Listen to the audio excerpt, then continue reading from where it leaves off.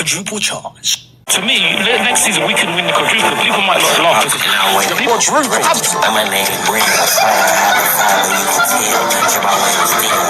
listen. And the reason why I say that is because for Leicester to win the league, that means anything can happen.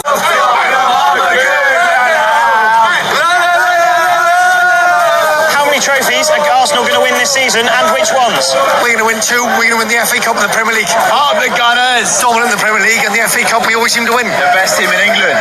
We're in the league, we're going to the Champions League, we're going to the FA Cup, and whatever the Milk Cup is called these days. We're going to do a lot, we're going to do all 4 of them, pals. At least 2. I think that Arsenal is going to do well in the Champions League. In the Champions League and the Premier League. This is the time to go to get the trophy. They will win the Champions League, the Premier League, and the FA Cup. We're going to win them all, mate. Every single one of them. Champions League, Premier League, League Cup, FA Cup. Done. FA Cup, Premier League, and Champions League. And why? Best team in the land. For all you Ladbroke fans and everybody else who support the Arsenal, we're not in the mix anymore. We are sailing across with something special this year. Welcome back, familiar to Northside LDN Caramba. We are back seeing Arsenal fans making statements about rumours, transfer rumours. You know what I mean? And today we're gonna get into the Musiala rumour. People making statements that Arsenal are about to completely change after getting Musiala over the line. Nothing been confirmed. No credible sources actually got any evidence of Arsenal speaking to Musiala. Sounds to me just like Vinny. Like the Vinny links. What happened to the Vinny links? What happened to, we're going to go out there and get Yildiz? We got all of that and more. Big up to everyone that's locked in. We're going to debunk some of these transfer rumors that literally have no substantial evidence to suggest that Arsenal are going in for these players. But apparently, people out here, journalists, top gooners out here telling us that we already know what we're going to do in this January transfer window. Window's almost closed, and what we're going to do in the summer window. We're here to debunk these transfer rumors. And big up to everyone that's locked in and enjoy the show. And we're gonna run it. We're gonna run it. And make sure you're liking and subscribing, all that good stuff. Don't be a viado. Don't be a filo da puta all your life. Make sure you're liking and subscribing. Now let's get into all of these rumors that I've got people making headline statements. Not question marks, statements that we are going to change after we get Musiala. Let's go. Let's get into it. Let's get into the transfer rumors and let's go. Let's run it. Yeah, I mean. Still open. The question is, are they going to make a move? Well, according to Ben Jacobs, there is real interest in Real Madrid defender Victor Valdepenas, and Arsenal are considering a move in 2026. The 19-year-old has been tracked by Arsenal for some time, but so far there has been no bid. 19 years of age, playing for Real Madrid Castilla, having also made a few appearances for the Real Madrid first team. Another defender that plays on the left-hand side. Also looking to the future is always something they're trying to do. Right, this Valdepenas guy. Have we started talks? Have we approached the player? Have we made a bid? Look how late into the window it is. Another rumor, another rumor, another rumor. There is nothing to suggest that we're talking to this guy. They have just linked us with another defender because this manager loves getting defenders. Is there anything to this rumor? Nope. Nope. Journalist talk. Journalist talk. So there's absolutely nothing in it. There is no rumors to go on to suggest that Arsenal are talking to Valdepenas. So rumor number one that has zero validity, zero evidence to suggest we're even talking to it. We ain't even put down a bid. A 19-year-old at Real Madrid.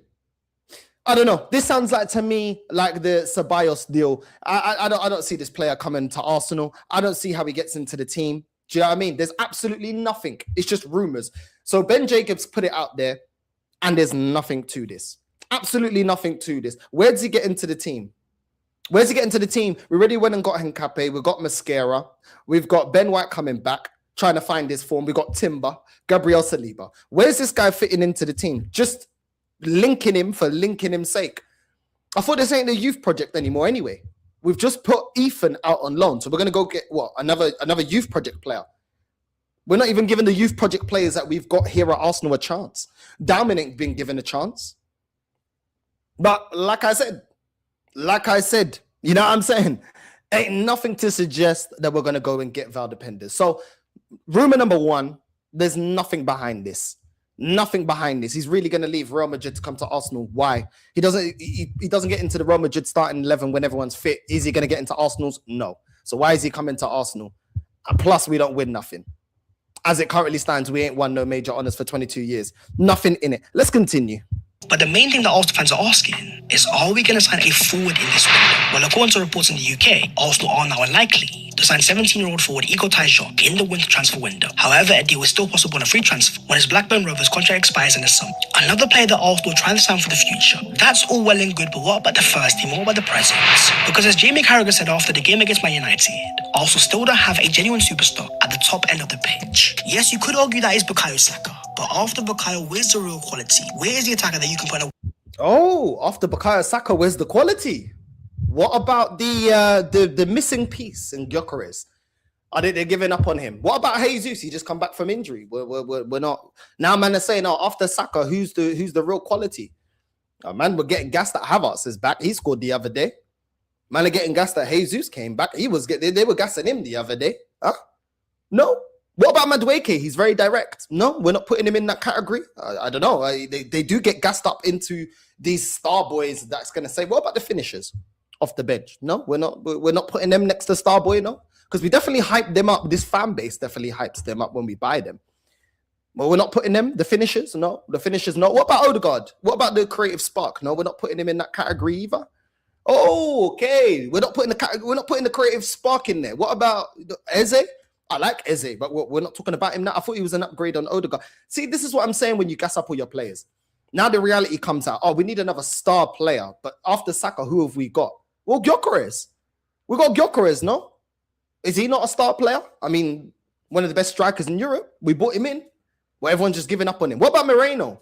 No, we're not talking about Moreno. No, we're not going to introduce Moreno. Oh, okay. All right, no problem. Let's continue. World-class caliber. That's where Andrea Berta has a very clear mission. 2026, go and sign another marquee attacker. Andrea Berta has a very clear mission. 2026, go and sign another marquee attacker. And the main name on the Arsenal fans' lips right now is Atletico Madrid forward Julian Alvarez. According to Ben Jacobs, the Alvarez links to Arsenal are thought to be just intermediaries offering the Argentine to multiple clubs and letting the market know that he's considering his future this summer. There is no awareness of anything formal or direct, or to get excited about. But for a player as already confirmed. Oh, okay. So there's been no direct contact between Arsenal and Atleti for Julian Alvarez. We haven't spoken to the club. We haven't spoken to the player. We haven't asked how much it will cost. Alvarez is on 240k a week.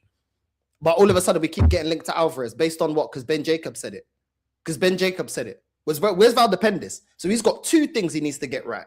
Valdepenas to come here and to get Julian Alvarez. How come we're not talking to what happened to the Vinny links? Because it was all Vinny season. You know what I'm saying? What happened there? What happened there? Well, that just died out? I thought we was getting Vinny. I thought Vinny was coming. Vinny's not coming anymore. Oh, okay. Took £480,000 a week, Vinny. Valued at 150 million on transfer mark. We're not going to get Vinny. Do you know what I'm saying? I don't understand. I don't believe any of this.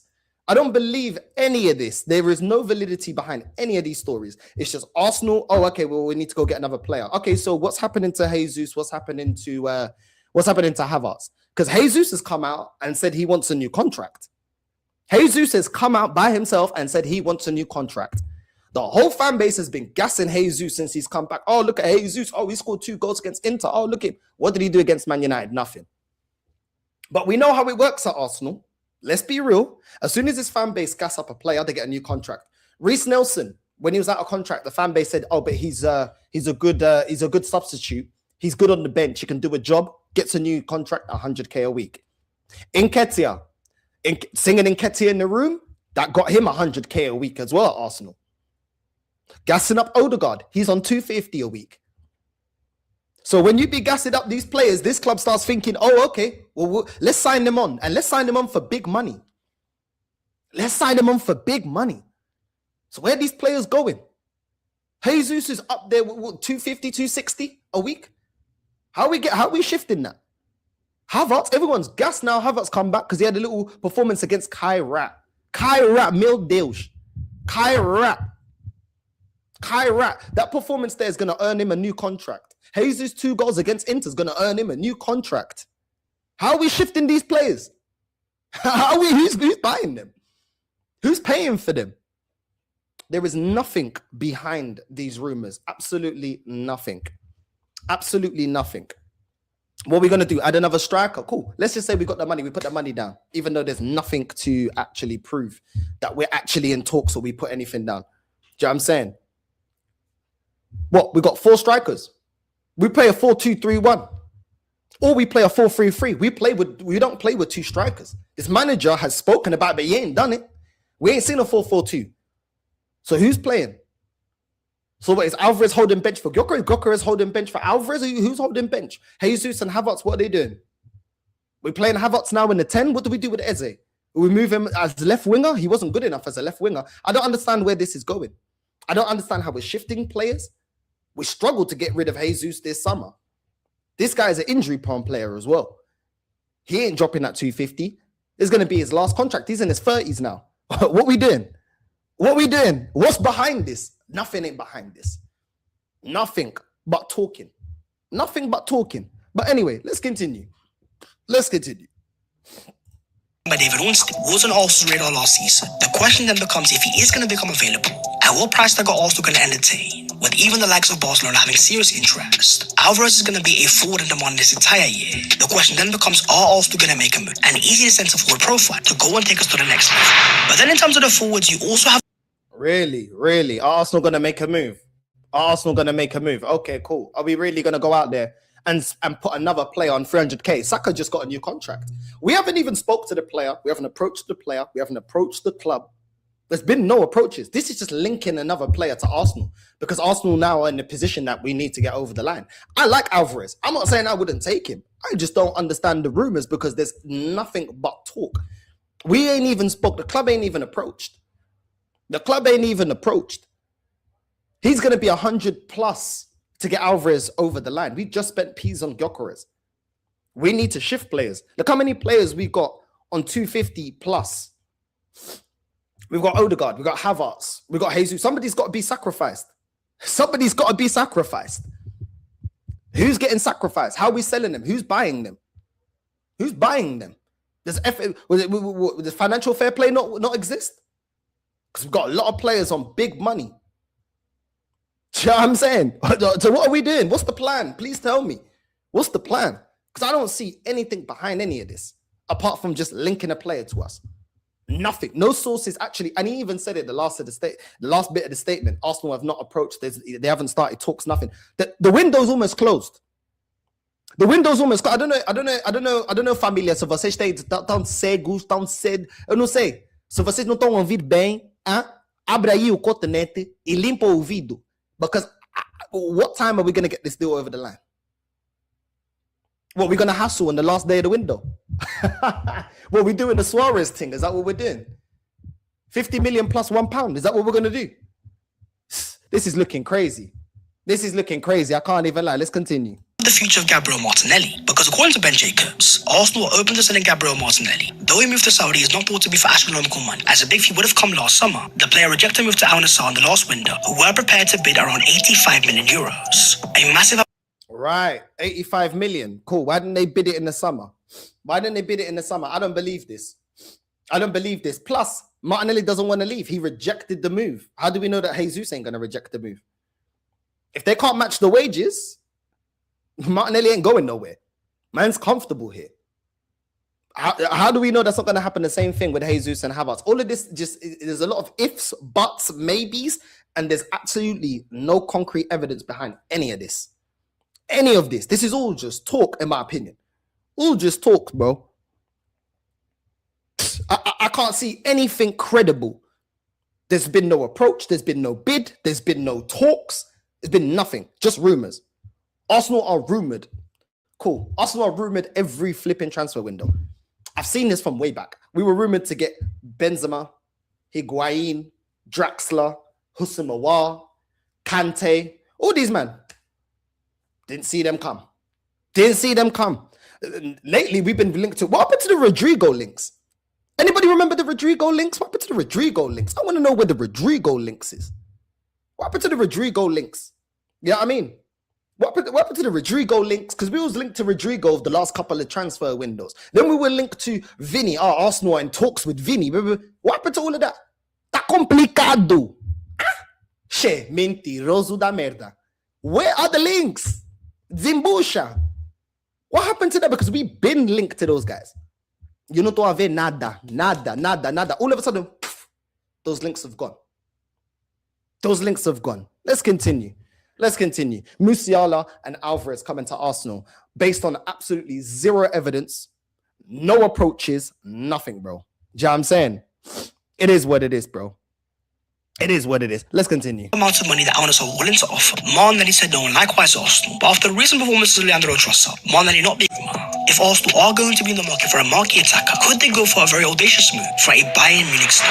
According to reports in Germany, Jamal Musiala has a unique Bayern Munich contract featuring a 10% annual salary increase. His deal includes a sliding release clause that falls every transfer window. Arsenal and Chelsea have already had informal discussions and continue to monitor his status. Now this, my friends, is what you call a suit. No proof that we've had any discussions with Musiala. No proof of Musiala at all. This whole transfer window has been dominated with Vinny and Rodrigo. They've been the main ones that we've been linked to. And Yildiz. Let's not forget about Yildiz. I thought we was going to get Yildiz. What happened to the Yildiz talks? What happened to Arsenal getting Semenyo? Oh, he went City. All of this just sounds nice, but there's nothing behind it. And you're telling me we're going to go and get Musiala that's valued at 130 million. 130 million we're going to pay for Musiala this window. I don't see it. He's already on 380,000 a week. That's what Musiala's on a week. We've just signed Saka to 300k a week. I do not see us so if we bring Musiala, we're going to be putting him on 400k a week minimum. What happens to Eze? Do we move him to left wing? What happens to Ødegaard? The creative spark, the El Capitano. You already know this manager doesn't like to drop anybody for Ødegaard. We've seen it with Eze. Man scored a hat-trick against Spurs. Man scored against Crystal Palace. Assist against Bayern Munich for Martinelli's goal. Man still gets dropped as soon as Ødegaard, El Capitano, the creative spark, comes back. So who's holding bench for Musiala because he's occupying Ødegaard's position? Who's holding bench? Yeah, I'm saying, who's holding bench? I don't believe that we're talking to him because there's been nothing to show that. We haven't bid for him. He's occupying one of the players that are with the youth project players, El Capitano, the creative spark, one of Arteta's Charlie's Angels. I do not see Ødegaard getting dropped under this manager. So I don't understand where this is coming from. This is BS. I'm just going to be honest about it. This is BS. Are we going to, because at the end of the day, if you've got 3 number 10s, you've got what? You've got Ødegaard, the captain that protects him from his bad performances. You've got Eze that's already been shown the cold shoulder. Man's getting the Emil Smith Rowe treatment. Man's getting the Dowman treatment. Man's getting the I'm saying, the Ethan and Wary treatment. So we're going to have to sell 3 number 10s? I don't see it. Is Musiala going to come to Arsenal and hold bench for Ødegaard? He ain't coming to Arsenal to hold bench. He gets into the Bayern Munich team. And even if you don't get into the Bayern Munich team, man's still winning trophies there. Para de falar merda, fala a verdade. Let's just be honest. Man ain't coming to Arsenal 400k and man's holding bench. He's not holding bench. So who's getting sold? Ødegaard. Ødegaard's on 250,000 a week with 3 years left on his contract. Who's paying Ødegaard 250? Please tell me, with these performances, this season he's already had 2 shoulder injuries. Last 2 seasons he's been absolutely rubbish. Lately, he's been rubbish again, reverting back to doing absolutely nothing. Goes to guard against Man United. Who's paying Ødegaard 250? Because at the end of the day, we have to balance the books. So if we're going to balance the books, meu filho, tá complicado. Because who we selling? The players we're selling are not on wages that teams are even going to want to entertain it. Martinelli's on big wages. Ødegaard's on big wages. Havertz on big wages. Jesus on big wages. These are players that we need to shift if you want to bring in these players. I'm not saying I wouldn't bring Musiala to Arsenal. I'm not even saying that. But then again, actually, let's get back to another point. Espera aí. Não vai nenhum lado. Ainda não acabei. in the Nankabe. Huh? I haven't finished. If you look at Musiala's injuries, man's been out 174 days with an injury, which was a broken fibula, and missed 25 games this season. So we have had injury issues with Ben White getting run into the ground, Saka getting run into the ground, Ødegaard, 2 shoulder injuries. Declan Rice having an injury, broken toe last season. We've had injuries to Calafiori. We've had injuries to both of our centre-backs. Even Gyökeres got injured this season. We've had Jesus 2 seasons in a row with an injury. We've had injuries galore around this team. And you think bringing Musiala, the fact that he had a broken fibula, missed 25 games, what do you think this manager is going to do to him? What do you think he's going to do to him? Let's just say Arteta has to play him because he's on 400k a week. That's what it's going to, he's on 380 right now at Bayern Munich. He comes in. If he's playing him week in, week, he ain't going to rotate. So that broken fibula, that may become a reoccurring injury. Tá complicado, família. Tá complicado, Tá mesmo complicado. I'm just keeping it honest. This kind of player, I ain't saying he's injury prone, but this manager makes players injury prone. Partey wasn't injury prone, became injury prone under this manager. Saka was never injury prone, became injury prone under this manager. Ben White wasn't injury prone, became injury prone under this manager. Ødegaard wasn't injury prone, has become injury prone under this manager. Jesus was not injury prone, became injury prone under this manager. So even if you take away, let's just play devil's advocate. Let's just say Arsenal are willing to put the money down. Blah, blah, blah. Where does he get into this team? We've seen Eze have to move to the left wing to accommodate Ødegaard. I ain't saying that Ødegaard's better than Musiala. I'm saying Arteta will see it like that. Because Arteta don't even think Eze is better than Ødegaard. This don't make no sense, familia. This don't make no sense. I'm not seeing anything, no evidence of approach, no evidence of going anywhere, no evidence of no talks, nothing, no nada. To me, this is some BS, bro. Do you know what I'm saying? This is some complete BS. We have not even put a bid down. It's the 29th of January, and I have not seen a bid put down. Tá complicado. Tá mesmo complicado. I don't see anything. This is all chatter, and this is what they do these days. It's just link a player, it sounds good. Oh, Musiala to Arsenal, it sounds good. It's a ceiling raiser. It raises their level. Yeah, that's good. That doesn't mean that that's what Arsenal are doing. I don't see any movement. I already said this window. I only see one transfer. Right now, I don't see any transfers. I don't see any transfers. I was very skeptical that we was going to do any business in the January transfer window. If we are going to, it's going to be in the summer. Why would Musiala leave Bayern Munich? Some people are putting Bayern Munich up there to win the Champions League. Right now, you man can gas, Arsenal are top of the Champions League table. This Arsenal team has shown what they really are when the pressure's on. Pressure was on against Liverpool. We dropped points. Pressure was on against Forest. We dropped points. Pressure was on against Chelsea. We dropped points. Pressure was on against Sunderland when we sat back. We dropped points. Pressure was on against Villa this season. We dropped points. Pressure was on against Man United. We drop points. I ain't seen anything to suggest that Arsenal, when it all comes on top and it's pressure, must win moments, and we have to win to get through. I haven't seen anything different. So why would Musiala look at, do you know what? Yeah, I'm going to leave this Bayern team. Do you know where I'm going? Yeah, I'm saying. I'm going Arsenal. I'm going Arsenal. Why? Why would he come to Arsenal? Based on what? We ain't even approached him. Away from whether you take him at Arsenal or not, we haven't even approached the player. We haven't approached him. So you're telling me that we're gonna go in and pay, let's say he's valued at 130 million. We're gonna go pay 130 to 150 million and put someone to and make him our highest earner on 100k more than Saka for a player that's not gonna start under this manager. Come on, man. Come on, what are we doing? What are we doing here? What are we doing here? Let's just be real. Let's be honest. Let's stop lying to ourselves. Let's be real. There's nothing behind these so-called sources. I don't see anything. Do you know what I'm saying? Bro, no one's coming to us in Jan. Summer signings are only hope. Well, listen, I've already said the team is good enough to win the league. This team is good enough to win the league under the correct manager. Unfortunately, we don't have the correct manager. The best transfer we can do this window is go get me a winner. I'm hearing Enrique wants to leave PSG. He may not leave right now. If he leaves in the summer, that's the first summer signing I want. Go get Enrique. He knows how to get over the line. He knows how to coach a team. He had a youth project of a team. Let's be real. He had a youth project there. That youth project has produced league titles, cups as well. Has produced the Champions League. We've gone away from the youth project and we still ain't won nothing. So, yeah.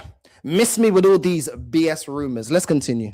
Despite having a year ruined by injury, if we're talking about risk takers in that final third, players that offer real ball carrying quality, Jamal Musiala is up there with the very best. A player all about individual brilliance, with the quality to burst past players and make you feel silly. There has been always talk and the rumours that Musiala does want to come to the Premier League. After initially coming through the Chelsea Academy, at Bayern of course he is a superstar, but with the emergence of their brand new star Lennart Carr, questions are starting to arise. If the right offer arrives from Musiala.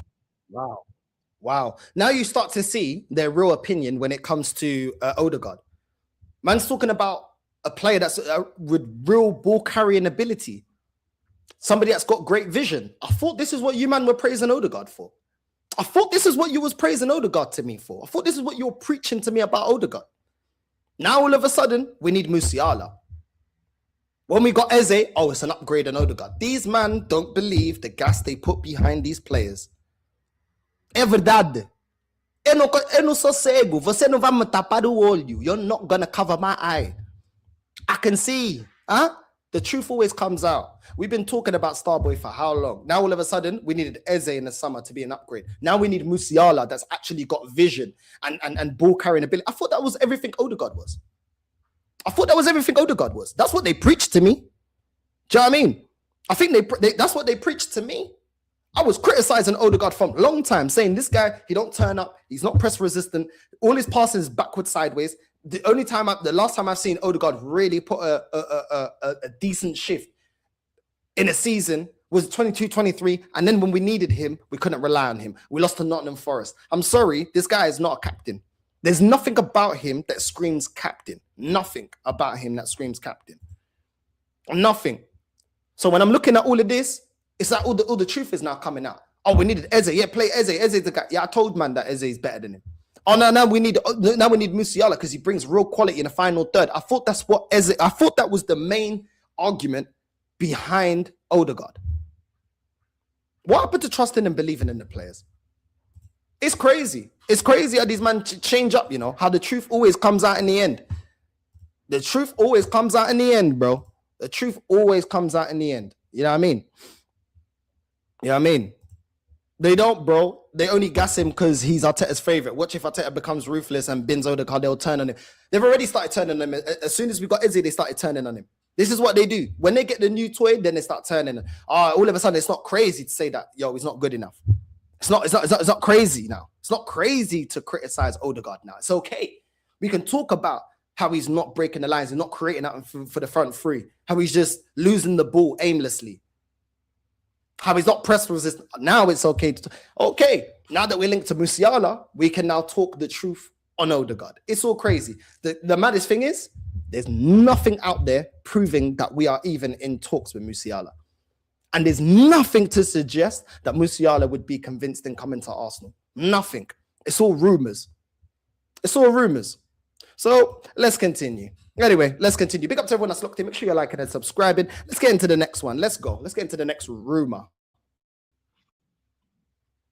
Juventus attacking midfielder, Turkish international, 20 years old. He is a stunning player. They've been linked with him for a long, long time. Arteta's reportedly very keen on him, likes his style, thinks he would fit and add a certain level of dynamism into Arsenal's front line. But according to Sky Sports Germany, Yildiz is close to extending his contract with Juventus, which would be, if Arsenal's interested and was genuinely serious, a big blow, obviously. Because if he signs a new deal, if Arsenal still want to try and sign him, Right.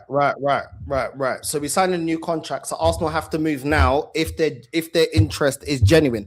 This whole window we've been linked to Yildiz. Now, right at the end of the week, this is why I'm telling you that all of these links are BS, bro.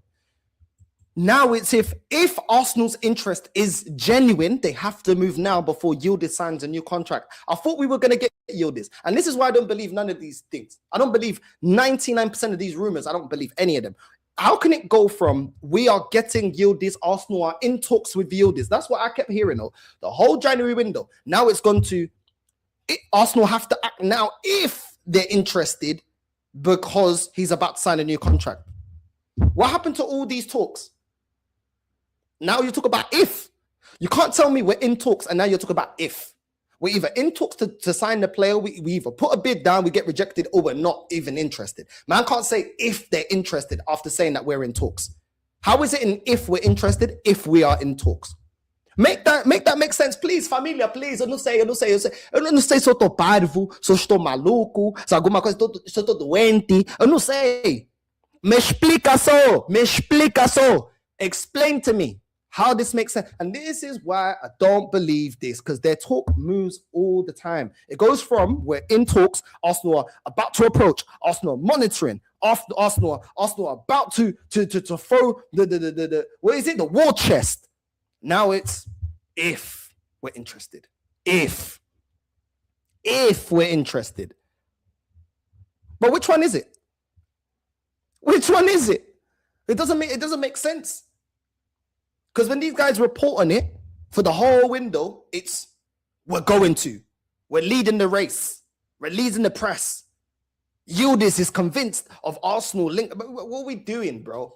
What are we doing? There's nothing behind this. Nothing behind it. He's a young winger that's doing well at Juventus, doing his thing. I think in 20 odd appearances, he's got about 8 goals and a couple of assists. He's doing well. He's 20 years old. He's a young player. Yildiz is on what? He's on what? I think he's on 50,000 a week. Yeah. He's valued on transfer mark at £75 million. And it's just a link because we need a left winger. It's no secret that we want to move on Martinelli and we want to move on Trossard.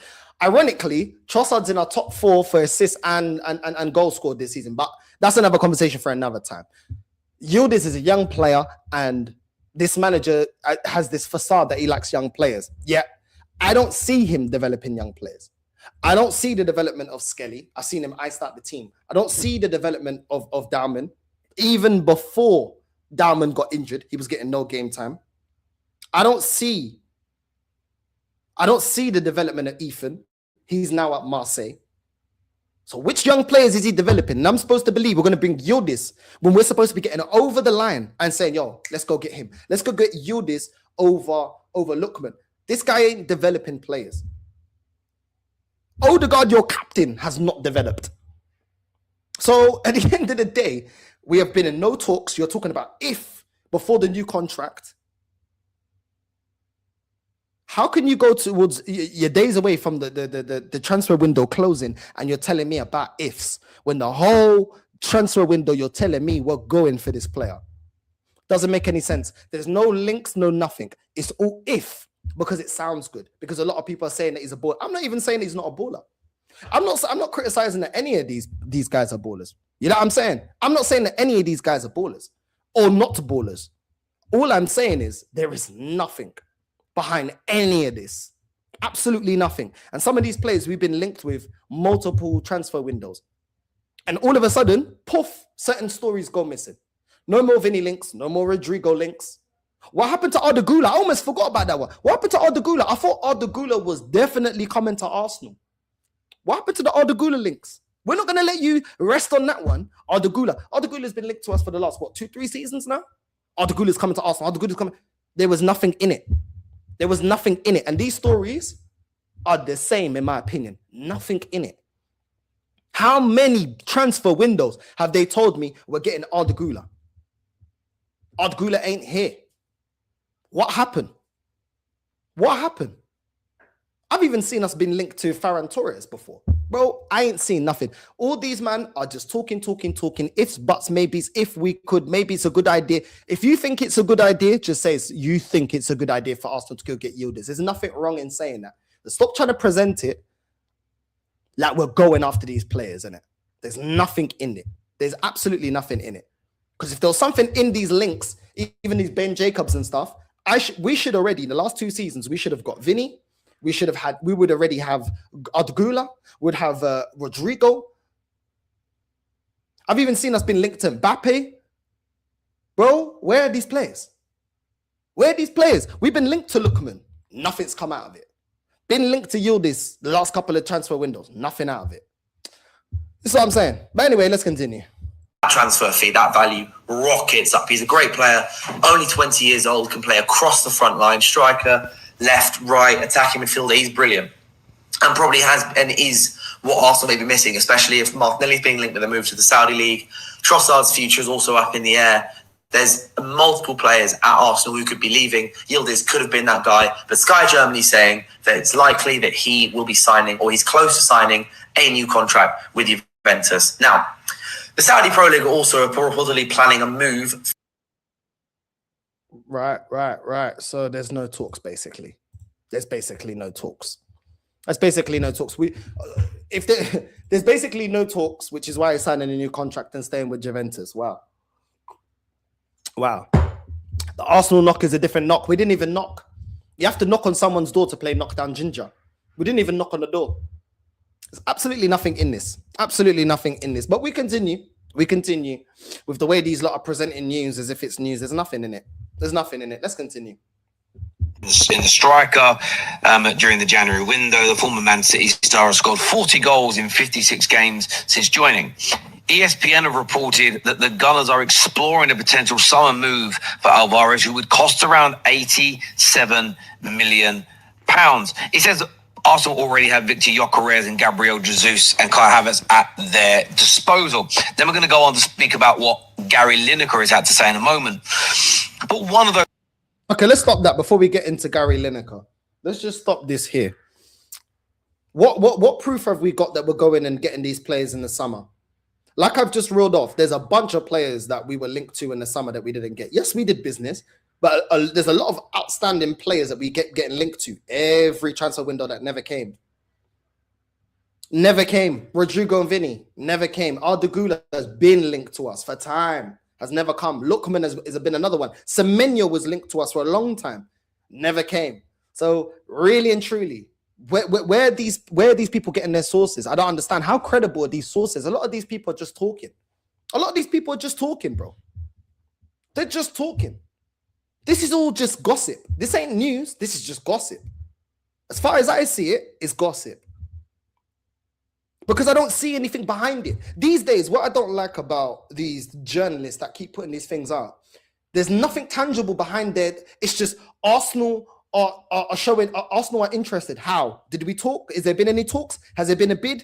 Are we about to put a bid? Like, what is there, like, to these? It's just a story. Anybody can say that. I can say Arsenal are interested in getting Pavlidis from Benfica. Arsenal are very interested. Bro, it's not easy. It's not hard. Like, it's not hard. There's nothing. You don't need to do any research. You don't need any evidence. All you've got to do is put said player, said club is interested in said player. That's it. Done. They literally, and then just say, according to my sources. Who's the sources? Is it a player agent? Who's the sources? And what have these sources got? Who are they? Based on what sliver of evidence? Let's say you don't give up the whole. You want to get fed more information. Is there no more information? Like, can you give us something? Can you give us something? There's absolutely nothing. Oh, crazy sources. I can say my mum's a source. My mum. You know what I mean? Pause. My mum told me that Arsenal want to get Pavlidis. Mum, how do you know? Sources. Sorry, I can't reveal it. But mum, how do you know? You don't even. I can't. You know, it's top secret. I can't tell you. Bro, what are we talking about? As attackers is going to go, it probably won't be Gyökeres. Unlikely to be Kai Havertz. Almost a certainty is going to be Gabriel Jesus, no matter what he does between now and the end of the season. So a spot on the roster, a spot in the squad is going to open up for another striker. It's also likely that something happens in the wide positions as well, more so on the left. So a new player is going to be needed. And Arsenal are learning. And I know there's a lot of criticism for the last few league games, and there's been rightful criticism. But Arsenal are not going to go, right, the fans are unhappy, the media's coming for us, let's rest on our laurels and let's stop trying to sign better players. Arsenal in this forthcoming summer are going to move towards buying a striker like this. And the news cycle around this link continues. But what shows that we're going to do that? There's no evidence to show that we're going to buy a new striker, especially if we can't move at least one of the strikers that we've got, which we have been struggling to get rid of.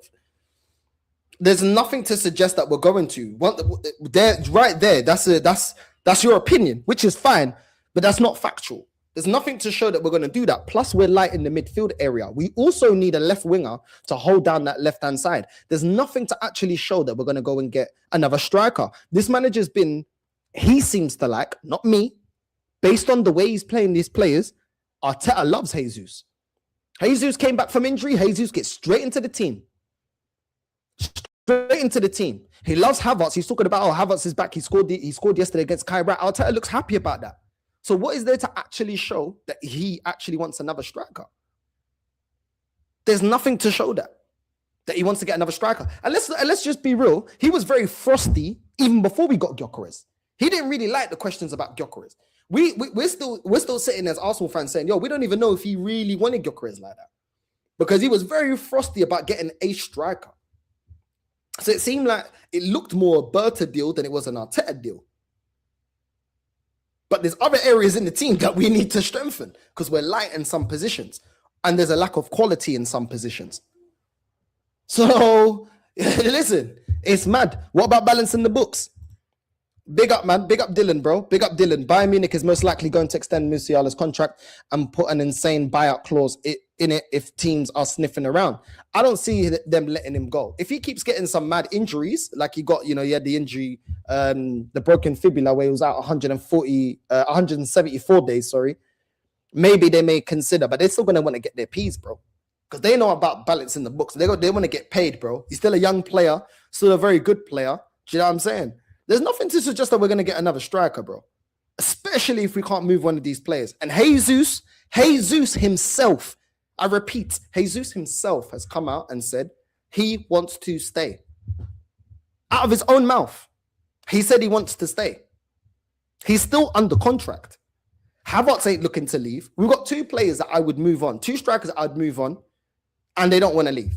Plus, I forgot about Moreno. Moreno's best position is as a striker. So as it currently stands, we've got Gyökeres as a striker, we've got Moreno, we've got Havertz, we've got Jesus. How are we going out there and buying another striker? Jesus doesn't want to leave because he knows he ain't going to get that money. Havertz, he seems to love Havertz. And maybe now that he performed in the number 10 against Kyra, he might even try and put Havertz back into the midfield. We know this manager loves Havertz. We know his favourites. Do you know what I'm saying? So where's this money coming from to buy this striker? Like I said, Alvarez is going to start. They're only going to want to listen to bids around what? 100 million, 110 million plus. Plus, we still got to go and get a left winger that can hold that position down. This don't sound very realistic to me, bro. Do you know what I'm saying? This don't sound realistic to me. We've got about about four strikers already. Even though Moreno's not striker, we play him as a striker. Continues to grow. Reminds me very much of Zubimendi last year, but even more so because that had a agreement in place from January 2025. This really reminds me of the Declan Rice deal. Didn't happen in the January of 2003, but what we saw is that it grew and grew and grew throughout the Jan, February and March. And by the time we got to the latter stages of that season, it felt almost a certainty that he would become an Arsenal player, and he did. Interestingly, on this story, Gary... Okay, but you're missing out all the other players that didn't come to fruition, which is why you can't say that Arsenal are not going to rest on their laurels and specifically go and get a striker. We were linked to Ødegaard for how long? We were linked to Benzema for how long? Higuain how long? Draxler how long? Husamawa how long? We were even linked to Olise before he went to Bayern. What happened to that? What happened to that? We were linked to Isak. What happened to that? What happened to the Isak one when they were going after his plane, running after his plane to try and get him? What happened to that? Let's not go on like, oh, because Arsenal been linked to him, then we're definitely going to get him in the summer. What are we talking about? Exactly. Lamar as well. Then he went to Atleti. There's a long history of us being linked to players. There's no certainty. You can't speak as if it's certain. Arsenal are not going to rest on their laurels. Yes, we're going to buy in the summer. You cannot tell me that we're going to buy another striker in the summer. There's nothing to prove that. There's nothing to prove that. There's been multiple players that we linked to numerous times and we didn't get over the line. Griezmann, we were linked to. I remember when we was linked to Griezmann. We get linked to everyone. Like I said, recent time, Vinny and Rodrigo, what happened to that? So you can't say, oh, Arsenal are not going to rest on their laurels and Arsenal are going to go out and get a striker, therefore, because they're not going to rest on their laurels. Yes, we're going to go and get players. I'm not saying we're not going to get players, but these rumors and these players, there seems to be nothing in it at all. At all. There's been no approach. There's been no talks. There's been no bid. It's just linking a player to us. That's it. By somebody that says they got a source. Come on, bro. Come on, bro. Let's be real. How can you say that? Come on, man. Gary Lineker spoke on this deal that says Julian Alvarez continues to be of interest at Arsenal, and Gary Lineker believes he would be a fantastic signing for the club. Alvarez has scored 40 goals in 86 games for the Spanish side and would bring more firepower to the Gunners' front line. He says here that I saw they were linked with Julian Alvarez, who I know is not entirely happy at Atletico. Now, that is a sort of player you can... Now, that is the sort of player you can handle for the big occasions. He's a World Cup winner, for crying out loud. Someone like that at Arsenal would be game over, but they do need one or two of these current forwards to start scoring on a more regular basis. Obviously, speaking about the situation with the current strikers, but this is also why Arsenal were looking at this deal. They won't want to say this publicly. They'll always praise their players because they're smart. They want to maintain value in them. But what's really important here is that Arsenal continue to bolster their attack.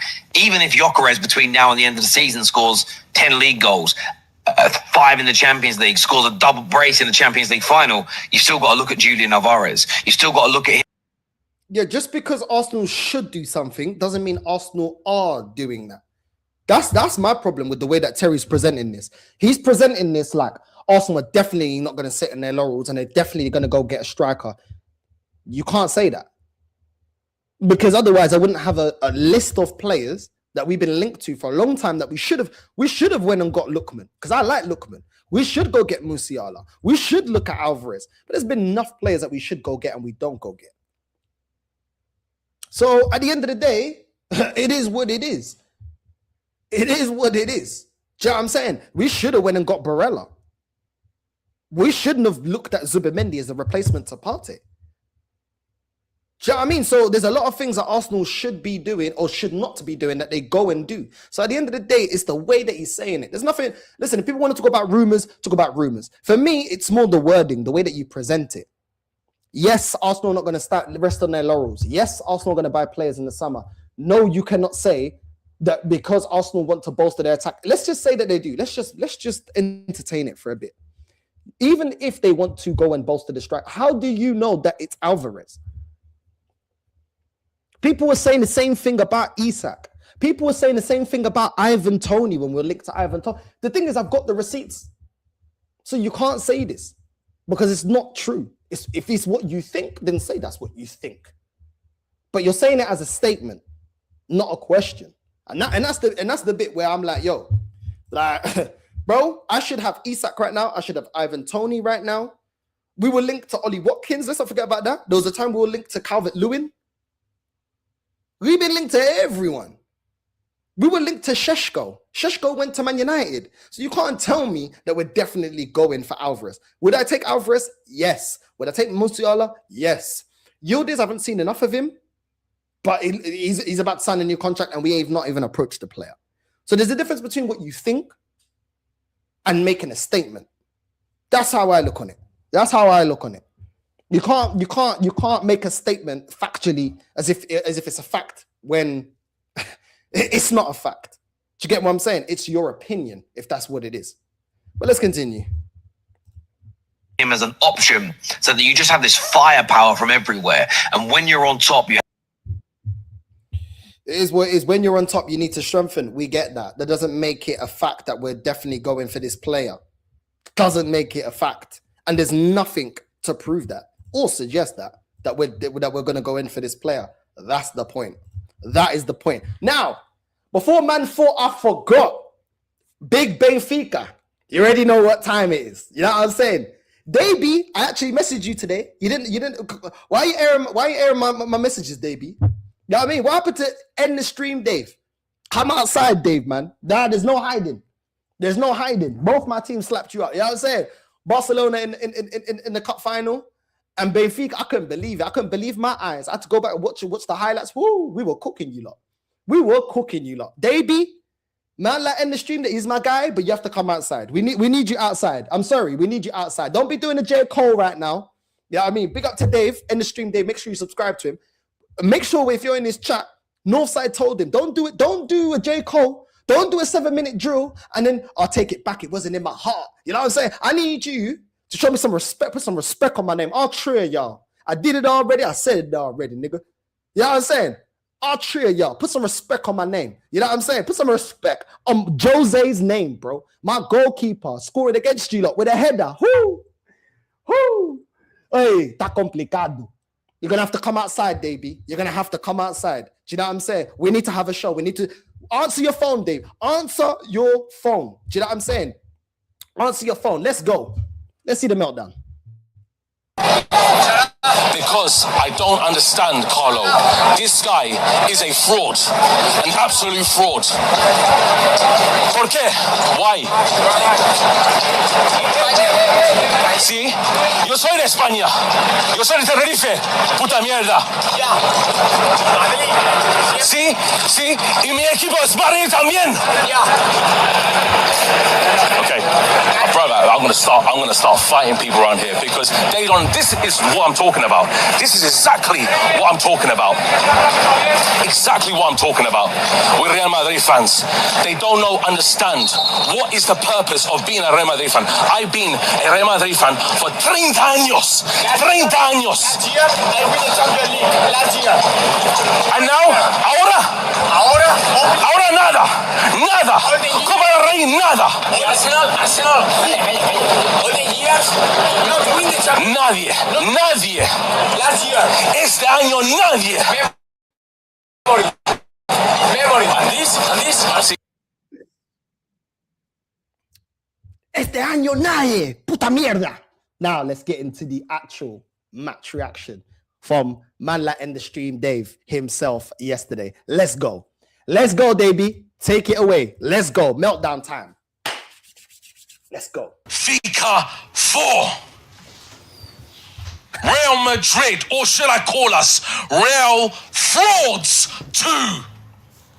This is what you do when you don't have any ounce of clue what you're doing as a team.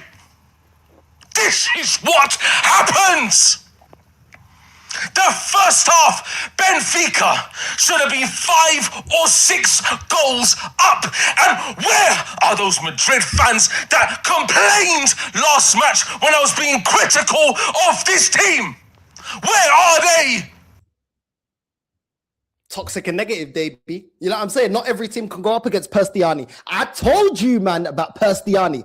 Everyone that watched my watch-alongs for Benfica last season, man, I was telling you, watch this kid Perstiani, bro. Yeah, I'm saying Andreas was dunking on you, man. Your fullbacks were getting cooked. Alvaro, hey, Agent Alvaro, you know. Agent Alvaro doing his thing, you know. Agent Alvaro, bro. Big up to my guy, our ex-player. You knew what time it is. Valverde at the back. Whoo.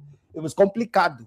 Complicado. You, man, were getting cooked. I can't even lie. We were hitting the crossbar. Do you know what I'm saying? We were cooking you, man. Pavlidis getting opportunities, bro. We should have won it by more. I can't even lie. Look at Davies. Look at Davies' face. He's had enough, bro. The ones in the comment section, oh, this guy's too negative. Well, fucking hold that. Pussies, mate. Where are they? The ones in the comment section, oh, this guy's too negative. Well, fucking hold that. Pussies, mate. This is what you are, Real Madrid. You are not a team. You are trash. Todos tenemos esa idea de algo. A team. Come on, Davey, man. You got world-class Bellingham, man. You know what I mean? Vinny was there. Mbappe, 2 goals. You man held 4.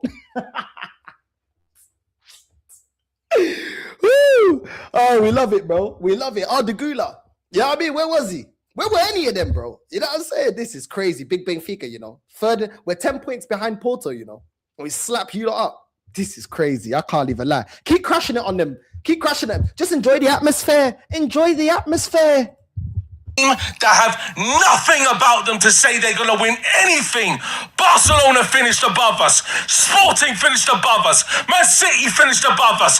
Chelsea finished above us. And everybody was getting catfished by that 6-0 Monaco, 6-1, or whoever it was, mate.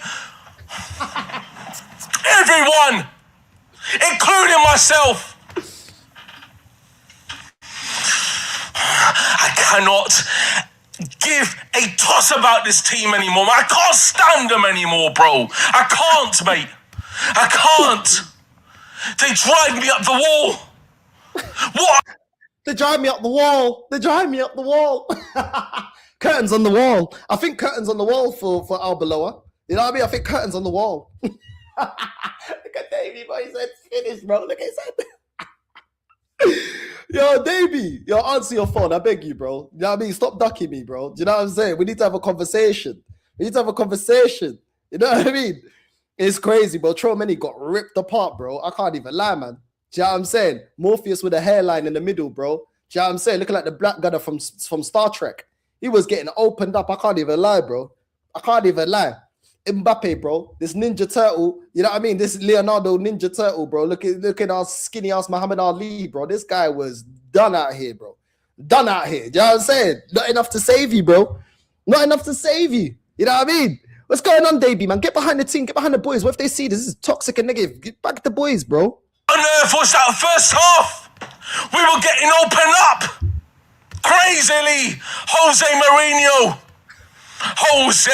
Mourinho. Masterclass against his former player.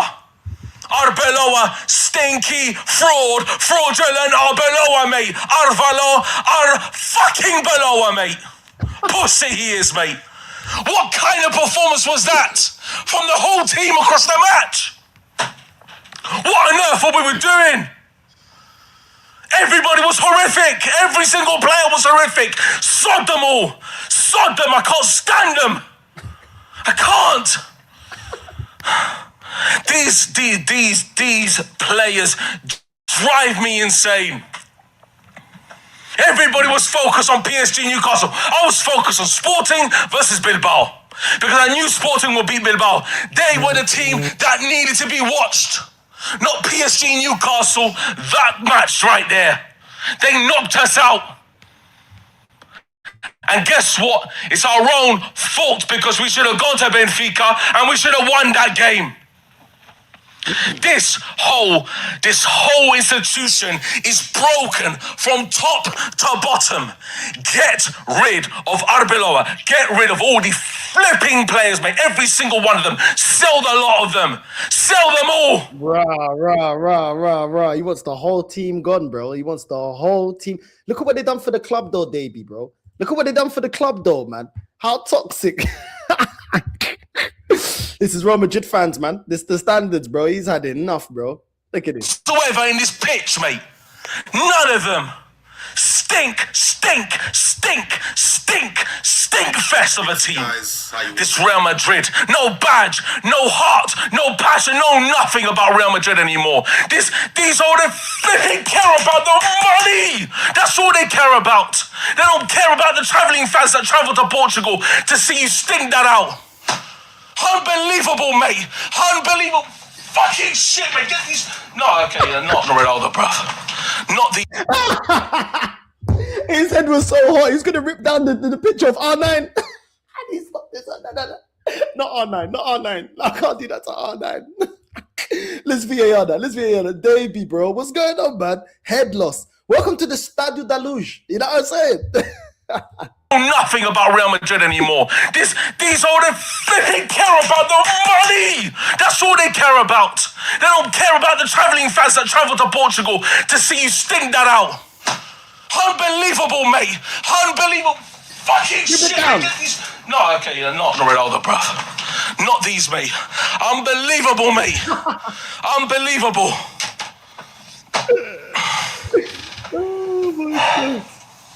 I'm just irate, mate. I'm gone, mate. I'm completely gone. My voice is gone. I'm done out here. I'm flipping done. I'm flipping done, mate. I have no bone in my body that wants to support this flipping shit anymore, mate. No bone. They have nothing about them. They have nothing about them.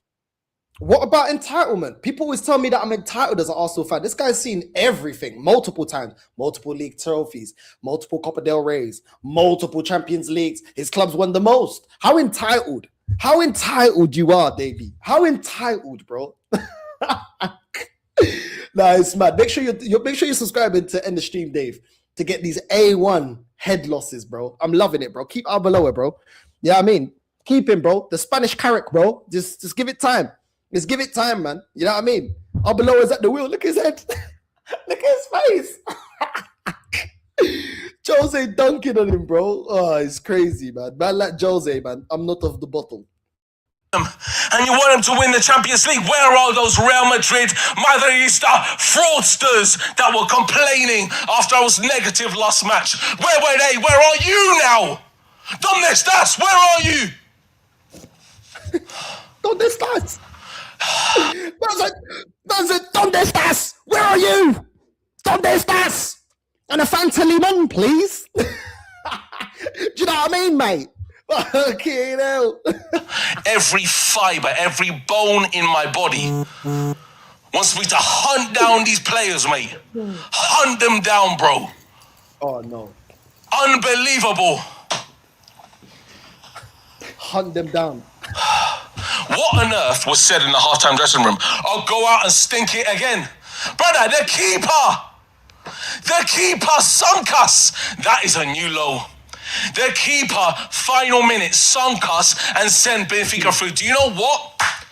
They flipping deserved it, mate. They should have been miles ahead of us, clear of us in that very first half. Jose Mourinho, bro. This guy, he delivered an absolute managerial masterclass, and people think he's washed. Bro, this guy should come back and coach Real Madrid. Bring Jose Mourinho back, not this fraud man that we have in. Hey, bring Jose back. Listen, if he doesn't win me the league this season, you can have him back. I'll take Amorim. People can laugh at Amorim, but Amorim is a top coach in Portugal. You know what I mean? And Benfica are a Portuguese team. So you can bring... Listen, Amorim is an ex-player, ex-Benfica player. Bring him to Benfica if Jose doesn't win us the league this season. We're 10 points behind Porto. Listen, you can have him. You can have him, because if he doesn't deliver this season, I'm sorry, he can go, man. He can go. He can go. You can get Jose back. You know what I'm saying? You can get Jose back. Because I need to win that league title. It's been too long. You know what I mean? So, yeah, listen. We'll take Benfica. Will take Amorim. You can take Jose. We're not winning the Champions League. We already know this, and it looks like we ain't gonna win the league. You know what I mean? We're 10 points behind. I don't see Porto bottling it. So it is what it is, man. You can have him back. Listen, we could do business. We could do business, baby. No importa, calma, filho. Yeah, we'll do business, man. There's light at the end of the tunnel, man. There's light at the end of the tunnel. Don't worry, man. We're gonna have a Romano bomber soon. Don't worry. At the end of the season, if he doesn't win it for me. In charge at the moment just because he's got brownie points, mate, with Florentino Perez. He's a yes man. Oh, let me suck you off, Florentino Perez. That's what Arbeloa is saying. That's what he's saying. Let me suck you off, mate. Pussy, mate. This guy, yes man to the players, bending over, literally over the table, mate. He's probably in the changing rooms right now, mate, getting bent over by every single one of these players.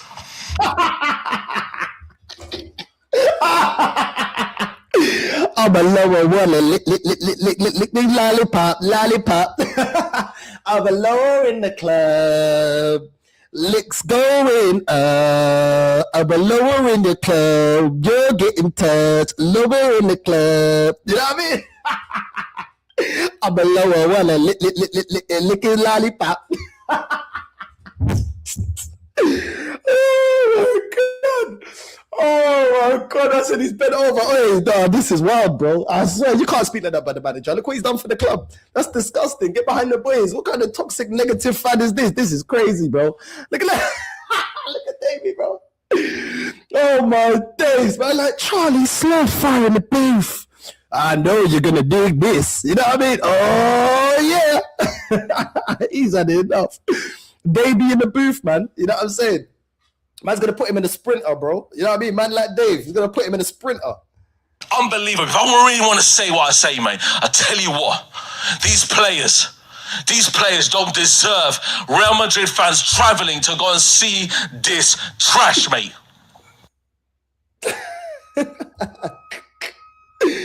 Oh, his head's gone, bro. His head's gone. That is disgusting, man. You know what I mean? This is what a fake fan. Madness. Let's go. Come on, Davey. Do we know what these players are on? Do we know what they stand for on the pitch? I know what they stand for. Get the wallet out. Empty it out. You see millions upon millions upon millions upon millions upon millions. Let me carry on. Millions upon millions upon millions upon millions upon millions. That's what it is. Millions upon millions or millions washed into their flipping accounts, mate, and then they deliver that. That's what they deliver. They deliver fraud. They should be in jail after today's performance. That's what they should be. They should be rotting in a jail cell, mate. Rotting in a jail cell after that performance. Get all of them. Oh, man's got his finger out as well, like a substitute teacher. They should be rotting in a fucking jail cell, mate. I've had a fucking enough. Yeah? You want some, I fucking give it you. You know? The reason he had enough is because he's fucking knackered. You know what I mean? The reason he made the mistake is because he's fucking knackered, mate. Do you know what I mean? Puta mierda. Oh, Davey's had enough, bro. The proper geezer's coming out, bro. Rotting in a fucking jail cell. Get all of them in Portugal, put something in their flipping luggage so they get arrested. That's what I'm calling out for any Portuguese person to do. Put something in their luggage so they get caught out by border control in Portugal. They're very, very tough on this kind of thing. Put something in their luggage, Mbappe and Vinny and flipping every single player that we saw today, every single player pitch, every single one, Valverde and bro.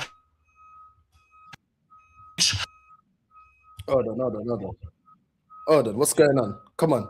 So they get caught out by border control in Portugal. They're very, very tough on this kind of thing. Put something in their luggage, Mbappe and Vinny and flipping every single player that we saw today, every single player on that pitch, every single one, Valverde, everyone, bro. Put something in their locker so they don't put something so they don't return to Madrid. Put something right now in their luggage so they get arrested and be put in a jail cell, mate. This is what we are looking at. Horrendous. Absolutely horrendous. Wow. Man's asking for border control to arrest his players. That's what man's doing. Man's asking for border control. This is crazy. This is actually crazy. Man's asking for border control. Keep going, Davey. Davey's head is he's gone, bro. His head is hot. What on earth is this style of football that we watch? Everybody saying, "Oh, so negative. Oh, this guy, he's negative." Well, guess what? It's not sustainable, you absolute frauds. It's not sustainable to watch this week in, week out. How on earth is these players who don't even have an ounce of clue how to play together, how is it sustainable when we have yes men in the locker room and we have a yes man manager and we have a president that don't want to spend money on winter because it's running the bank dry essentially, or we want to wait till summer to recruit players? Guess what? Real Madrid are going down, down, down, down,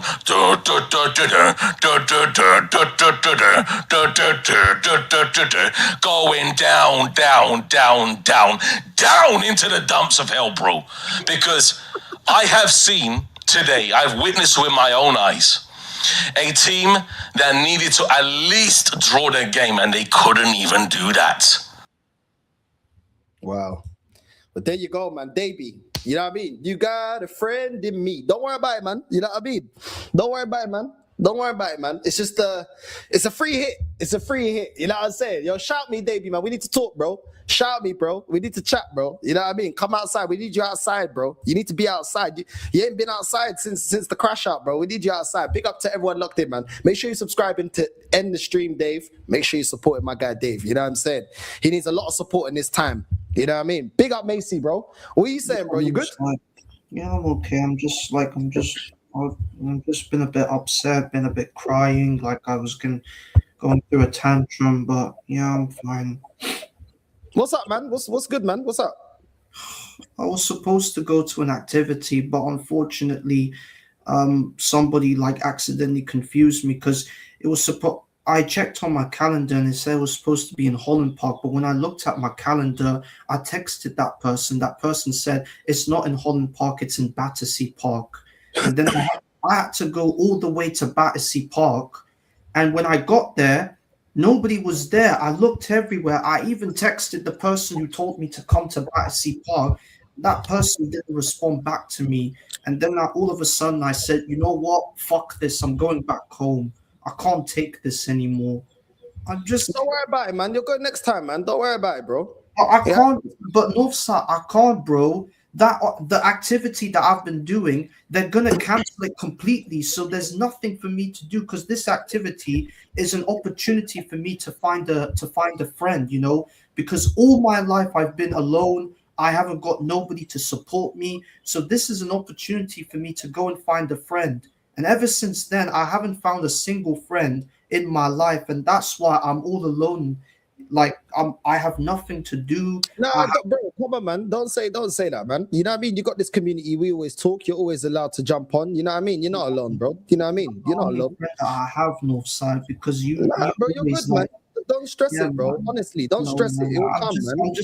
I'm just glad to have met someone like you because you understand me. You know that I'm one of these guys that will do that is one of Arteta's biggest haters and always will be. And I always speak from experience because I know everything about Arsenal. I know their history. I know the fact that they were once the club that I support. But in this generation, no, they're not the club that I knew. So yeah, man, I'm very happy that you still like that. I'm always there if you need me to come on. So yeah, I'm happy to be back on the show again, Northside. Big up Kenny as well. Don't stress out, Macy, and big up. No, come on, bro. Listen, I hear it. You're expressing your frustration. I get it, bro. But don't worry about it, man. You know what I mean. You know you're always welcome here. You know what I mean. You crack me up when you start losing it with this club. You know what I mean. And everyone's got you, man. Loads of people. Yeah, so everybody else has got channels as well. You already know, man. You know what I mean. You know what I mean. So don't worry about it. Listen, what's done is done, innit? What's done is done. Unfortunately, you can't go back in time. Pick another activity or something else that you want to do, and you'll meet people. There's other ways of meeting people, and there's other opportunities, bro. Do you know what I mean? The one thing, listen, in life, yeah, I'll be honest with you, the one thing that's priceless is your health. As long as you got your health, you can always meet people, you can always do other things, and other opportunities will come, bro. So don't worry about that. Don't stress that. Do you know what I mean? Honestly, don't stress it. And whenever, you know what I mean? Listen, I'm doing this full time now. So whenever you want to jump on and just talk and, do you know what I mean? You know you're always invited here, bro. So don't worry about that, bro. I know, man. Thanks, Northside. I appreciate it. Yeah. No worries, man. We move, man. Do you know what I mean? We move, man. We move, bro. Do you know what I mean? And you already know. You got my IG, so we can talk, bro. Whenever you want to talk, or like, yo, North, you got a second? You know I'll answer you, innit?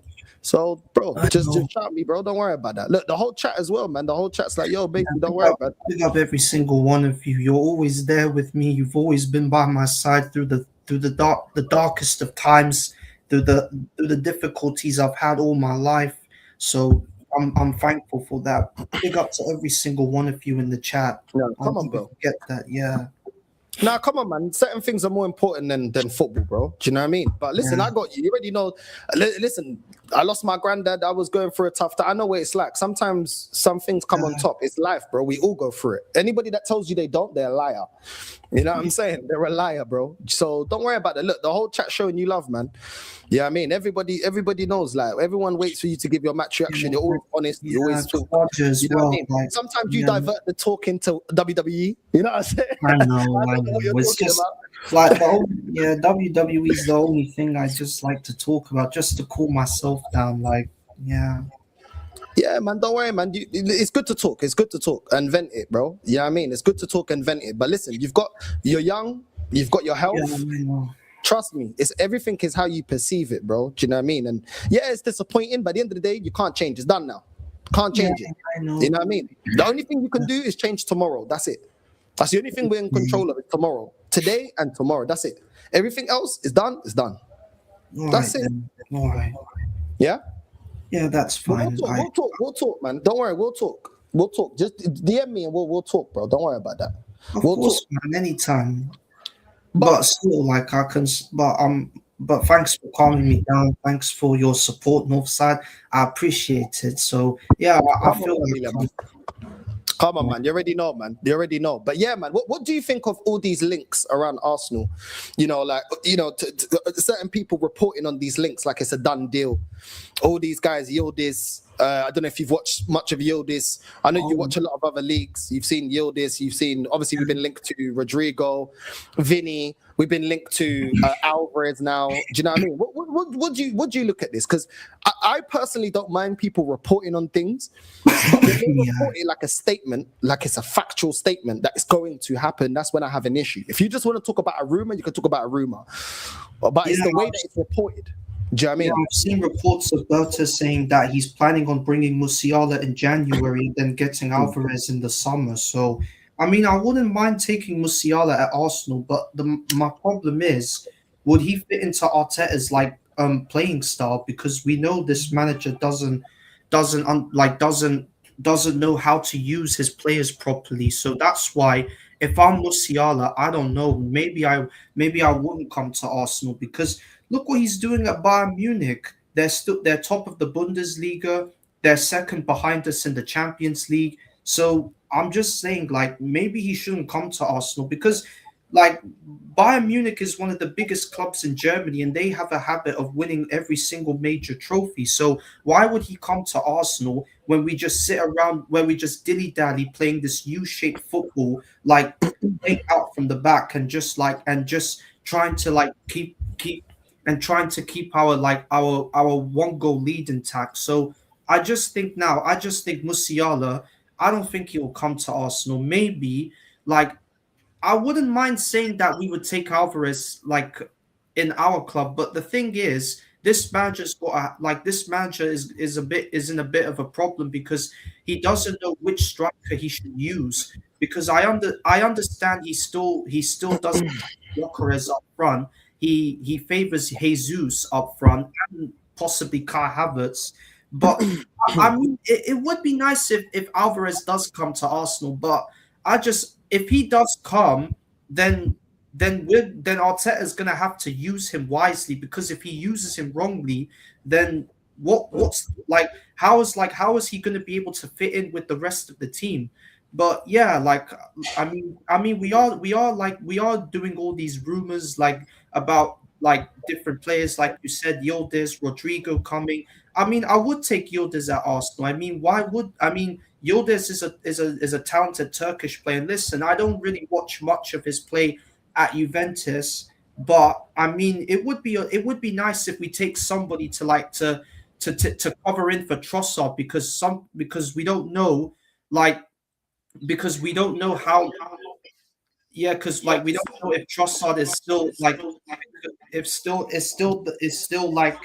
is still the guy for us, because we might need somebody to cover in for Trossard if he gets injured. So I wouldn't mind taking Yildiz at Arsenal or Rodrigo, but The thing is that Rodrigo, for me, like, I understand a lot of our fan base really want him at our football club, but my thing is that this manager will, like, if he does come to Arsenal, then Arteta is gonna have to use him in the right similar way, because he's a right winger. We understand it, but the problem is this manager continues to play Saka in the right wing, because that's his favorite player, and that's my problem with Arteta. He always relies on his favorites, because in the Premier League against United, he started his favorites: Saka, Ødegaard, Trossard, like Gyökeres. I mean, not Gyökeres. Gyökeres is not his favorite, but he brought Jesus, his favorite. So he always starts his favorites. And if we do get Rodrigo or Musiala or Alvarez, there's no way he's going to give them an opportunity. He's just going to put them on the bench and continue to start his favorites. And then when we lose a game, he's gonna bring on all of the players he doesn't want and make sure that they get a winning goal to save his job, because he did that against United when he brought Eze, Gyökeres, and Moreno on when we were losing 2-1, and Moreno got the equalizer, and then we went on to lose 3-2 to United. So that's my issue with Arteta. He starts his favorites, and if we lose, and if we're losing by 2-1 or something, he brings on the players he doesn't want, and then he hopes that either, like, anyone can get him a goal to save his job, because this is who this manager is, because he's been winging it for so many years now, and he still doesn't know on how to get the best out of the players, because every time I see Eze on the bench and Gyökeres on the bench, I feel so bad for them, because they must be thinking, why did I even come to Arsenal? I'm supposed to be playing for the third biggest club in England, but I'm not getting an opportunity to start. So that's why I just think I'm a bit worried about the whole idea of either Musiala, Yildiz, or Rodrigo coming. So I just think now we're just gonna have to stick with this squad, because I don't know, this manager doesn't really want to sign anybody in January. I mean, he's happy with the squad that he's already got, and that's my thing.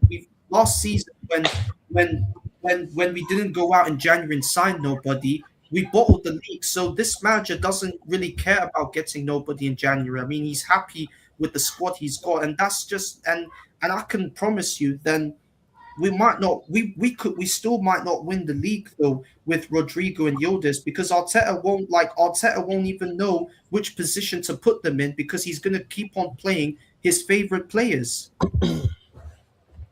I hear that. For me, do you know what it is? It's got to a point where I don't really care who he gets. I look at him and say, do you get the best out of these players?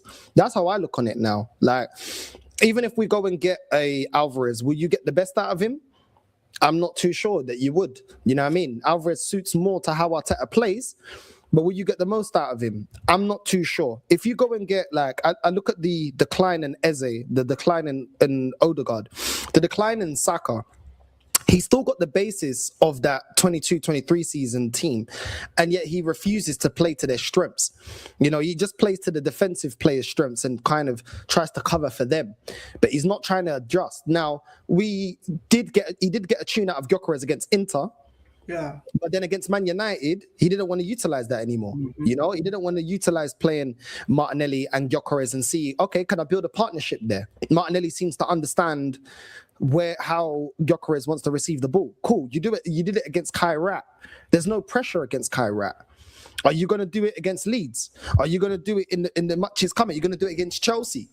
Are you going to implement playing those through balls and that low cross and the low crosses that were driven by Lewis Skelly? Are you going to implement that in the next game? Are you going to build upon that? That's been my thing. I feel like when we have got a tune out of Gyökeres, it hasn't been consistent. I look at the Burnley game. I look at the, I think it was the Leeds game earlier on in the season. I'm looking at these games and I'm like, okay, we can see how Gyökeres wants to receive the ball. Are we going to adjust? I don't see us adjusting. I don't see us adjusting for Eze. Are you going to get the most out of Eze? We did buy him in the summer. And he's been decent. He hasn't been world class. He's been decent. But then what does that come down to? The way you want to implement your style of play. It's very similar to Ruben Amorim at Man United. You know what I mean? Carrick's come in and he's played to their strengths. He's played to Mbeumo's strengths. He's played to Cunha's strengths. He's played to Ahmad's strengths. He's played to Dorgu's strengths. He's switched it back to a 4 at the back because the defense looks a lot more comfortable at a 4 at the back instead of a 3 at the back. You have to play also to players' strengths. You have to also accommodate to how players want to play. Yeah, there's nothing wrong with having an idea, but a manager should be able to be flexible. I don't see this manager being flexible in his ideas, especially when the pressure's on, because that's when I see him be more rigid, more stuck in his ways. When it comes to the big games, Man United, you know what I mean? Chelsea, Sunderland. It's like, bro, shift it, change it. Get the most that you've got players there already. Yeah, I mean, and I agree with you. I mean, the squad is good enough. The squad is good. We already have a goal scorer. You know what I mean? If you want to play with a false 9, you can bring on Havertz if you want for the last 15 minutes or 20 minutes, whatever. You want to control the game. We're already 3-0 up. You can go direct with Eze. You had a direct winger, midfielder in Ethan. You didn't want to utilize him. You've got somebody that's direct with Madueke. Well, then I remember people telling me Arteta is the reason why Sterling was banging in goals at Man City. Then why can't you improve Madueke then? Why can't you improve? If you're so great at improving players, do that. Yeah. Do that. Do you know what I mean? And these are the things, like coach Zubimendi to actually help Declan Rice defend, but also transition. People keep saying he's a great passer of the ball. Why is he passing backwards, sideways? Because when his first couple of games at Arsenal, he was actually trying to break the lines and transition from the defense to the attack. He's not doing that anymore. Whose instruction does that come down to? Why is all of a sudden he's not doing that anymore when he did it when he first came? Has that been coached out of him? It seems like it, because I'm seeing a lot of good aspects of certain players being coached out of them under this manager for the sake of defending, for the sake of keeping it tight at the back. So then I look at Musiala and I say, okay, cool, we got Musiala. We're gonna let him do what he does best, or is he gonna have to control the midfield like Ødegaard, control the midfield like Zubimendi? You bring in Rodrigo, you're going to let him play, or you're going to just allow Saka to play every game because that's star boy? You know, what are you going to do? You bring Vinny in, cool. Are you going to play on the counter attack? You're going to actually allow him to drive forward, or are you going to say, yo, just get back, keep defending? Keep defending. At every obstacle, keep defending. And these are the question marks, and they're valid question marks, because this is based on what we've seen from this manager, that he holds players back from what we know they can be. Is every player at Arsenal world-class? No. Is every player at Arsenal amazing? No. But I'm seeing multiple players that when he was implementing an attacking style of football on a consistent basis, we get the best out of them. And there's no. I'm not surprised that we're not getting the best out of certain players playing this defensive football. Look at the goals that we conceded against Kairat. Silly mistakes. Yeah. The penalty that Calafiori gave away, there was why? What was the need for him to grab him by the shirt and pull him down? And the second goal that we gave away too, absolute shambolic defending, and that's the problem. Mosquera, if he doesn't have somebody like Saliba or Gabriel next to him, then I'm sorry, he's gonna bring that rashness in his game, and that's how we could concede a goal. And for some reason he puts Miles Lewis-Skelly at centre back. Like, come on, Lewis-Skelly is not a centre back, and he's too small. The way that the Kairat players were targeting him and Mosquera together was shocking. This manager still doesn't understand that Skelly ain't a centre back or a left back. He's a midfielder, but he still continues to put him in positions that don't suit him. And look what's happening. He's getting overrun there. And I feel sorry for the kid. If this goes on with Skelly at centre back or left back, then one way or another, this could affect him in his time at Arsenal, because he could be saying, you know what, I can't do this anymore. I can't keep getting picked at left back all the time, because in reality I'm not a left back, I'm a midfielder. But it's just Skelly needs to just go up to Arteta and just say to him, listen, boss, I'm not a left back. I'm a midfielder. So if you want to start me in a game, put me in midfield. That's what he should be saying. But none of these players are not brave enough to challenge Arteta. They're just saying, "Oh yes, boss. Oh sorry, boss." All this stuff, like they just obey every command this manager gives at them, and it's just so like it's hard. It's just so like shocking. Like one of them have to do something and stand up to Arteta, but they're just not going to because they're yes men. Yeah, he's probably young. He's had his his first contract. He's probably intimidated. He doesn't feel like he's got that the clout yet to really go up against them. The players that do, I agree with you. The players that do have that can stand up to this manager, they don't. We shouldn't be looking at Skelly to do that. It should come from the manager and the players around this team that do want to win, that actually have actually played in the game. So they don't want to do that. So Saka's not doing it. You know what I mean? Saliba, Gabriel ain't doing it because they get selected all the time. So then you have this situation. Alvarez to Barca makes more sense. Does Barca have the money? I'm not saying they don't, but do they? Because I've been hearing that they don't have the money. That's the thing. And this is a great opportunity. If Alvarez, if Barca don't have the money, we need to go in there before Barca get their money together. Because if Alvarez, if we do want to talk to Alvarez, if we do, which there's been nothing to prove that we are going for Alvarez, don't wait until Barcelona get their money in order, because people are thinking, they're not going to sign Dani Olmo. They signed Dani Olmo. Yeah. Do you know what I mean? They got Rafinha over the line. Do you remember when we were linked to Rafinha? We were linked to Rafinha before Barca got Rafinha. I remember. Yeah.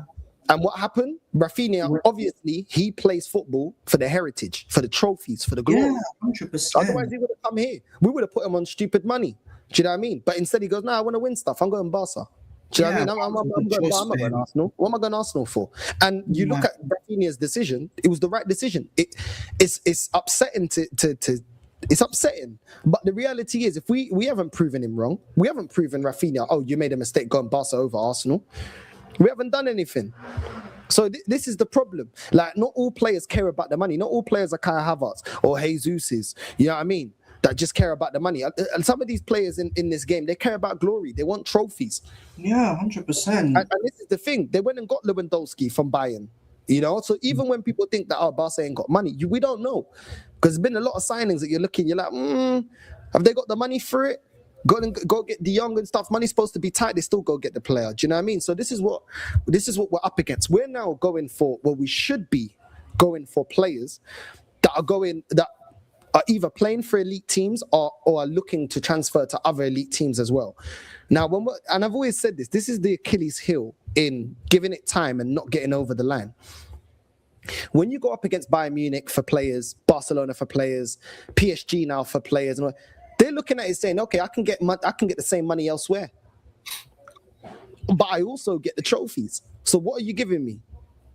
We're no longer going to Brighton to get Trossards. Well, we shouldn't be, because we should be getting players that walk into the starting lineup now, or at least it's a massive argument if they get into the starting lineup or not. We're supposed to be looking at players that, these players move the needle. A lot of these players, they're looking at it like, what am I going to go to Arsenal for? I want to win stuff.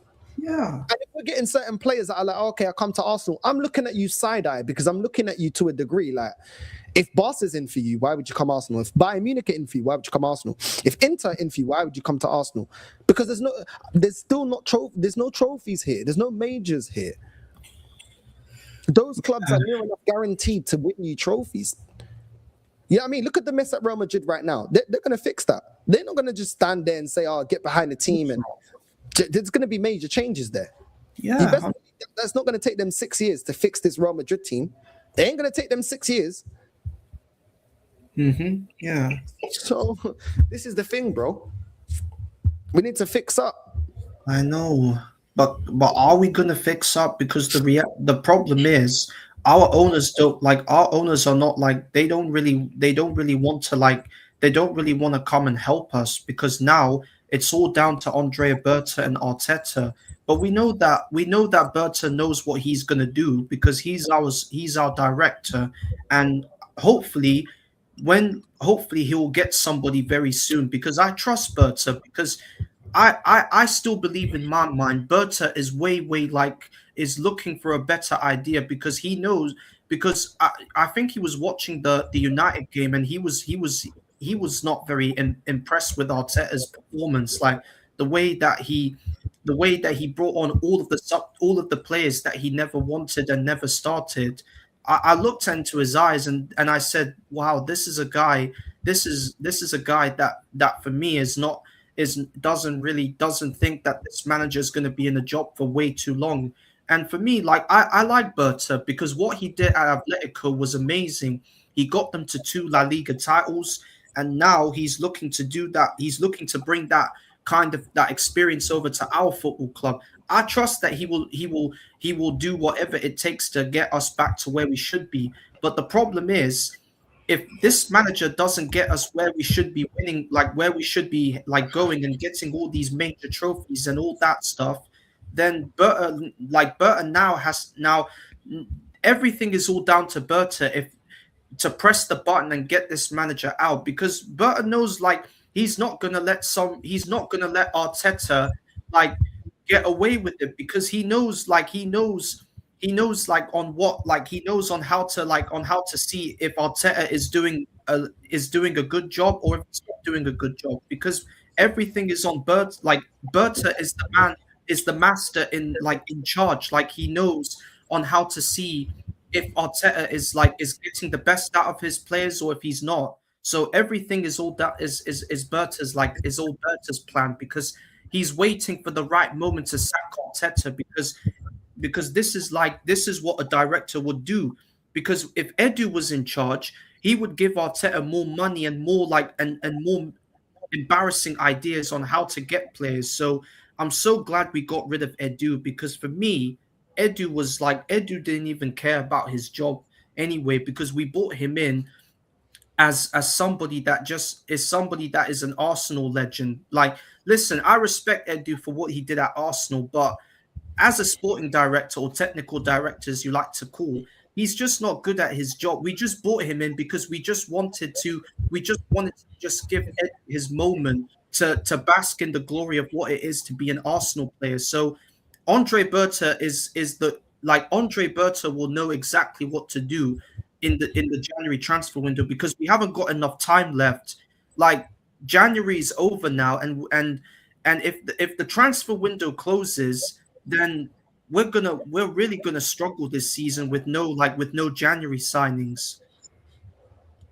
I hear it, man. I hear it. Listen, bro. It just is what it is. Like, there's some good things that Arteta has done, but you need to do it consistently. Do you know what I mean? You need to do it consistently. We played well against Spurs, Atletico.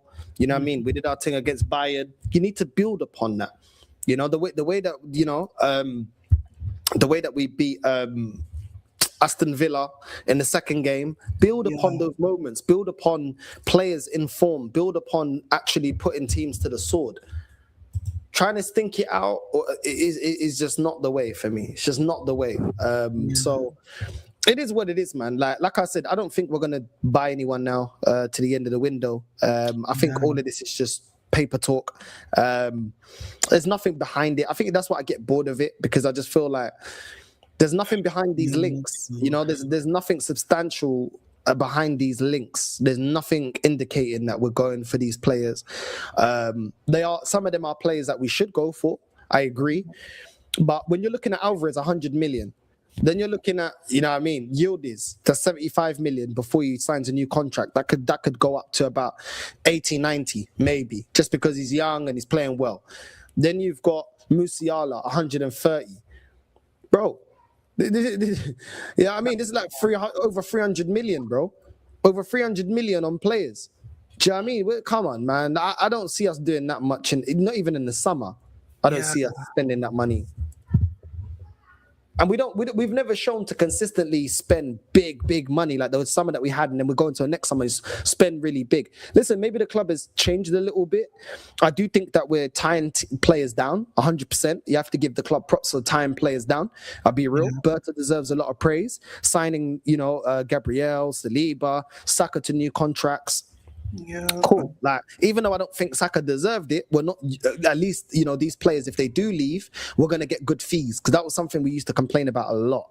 But at the same time, it's like, there's only so much Berta can do.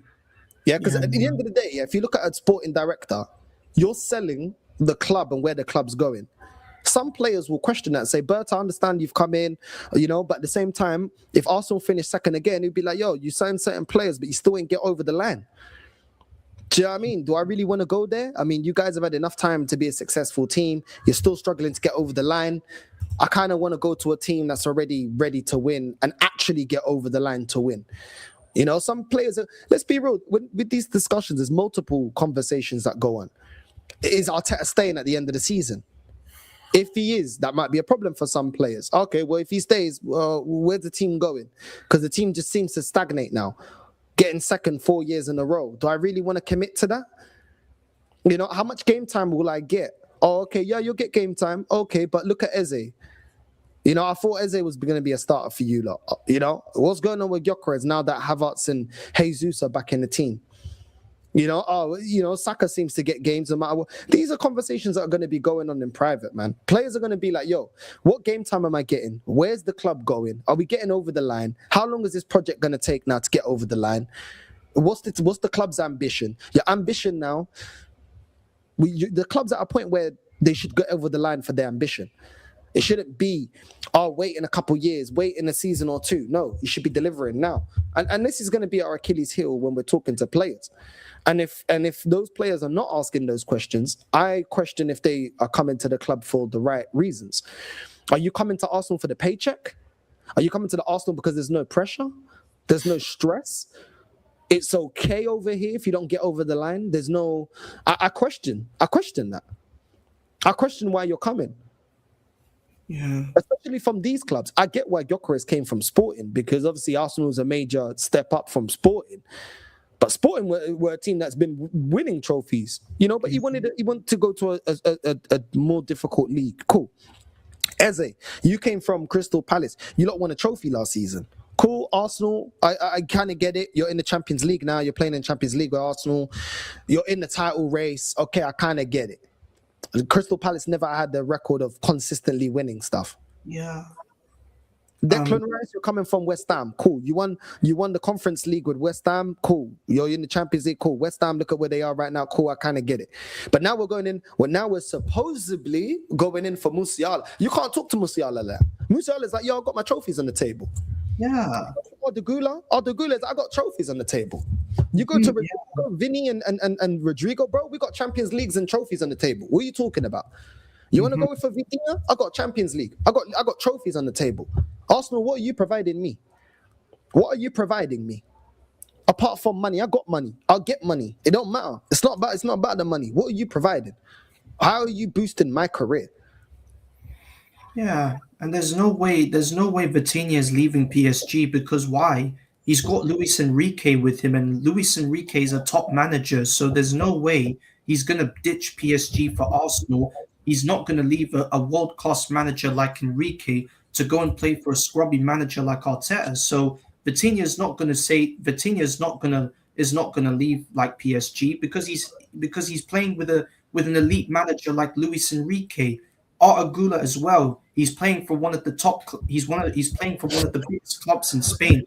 Real Madrid are in a bit of a pickle right now, but I still think they can change their season around, because even though I was a bit surprised when they got Alvaro Arbeloa as their interim head coach, which is a bit surprising, but I mean, but I still think Florentino Perez will do something, because I still think he is the man to guide Madrid back to where they should be, and that's competing for trophies again.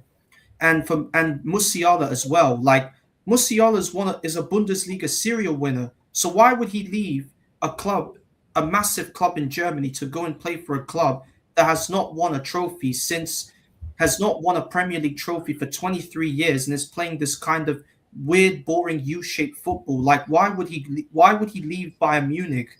He's happy with where he is because he's playing with some of the elitist players He's playing with Harry Kane, Michael Olise, Serge Gnabry, Manuel Neuer, all these elite players, and he's gonna leave them to go and play for a club that doesn't like that just wants to say, but we're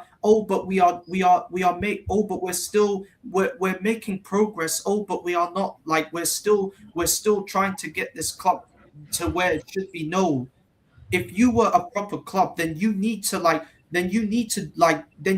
be going out there and winning trophies, not this whole progress thing. Progress is bullshit. You're supposed to be winning trophies, not making progress and saying, but it don't matter. Second place or fourth place is a trophy. Remember, Arsene Wenger was the one that said years ago, I would take fourth place because fourth place is a trophy.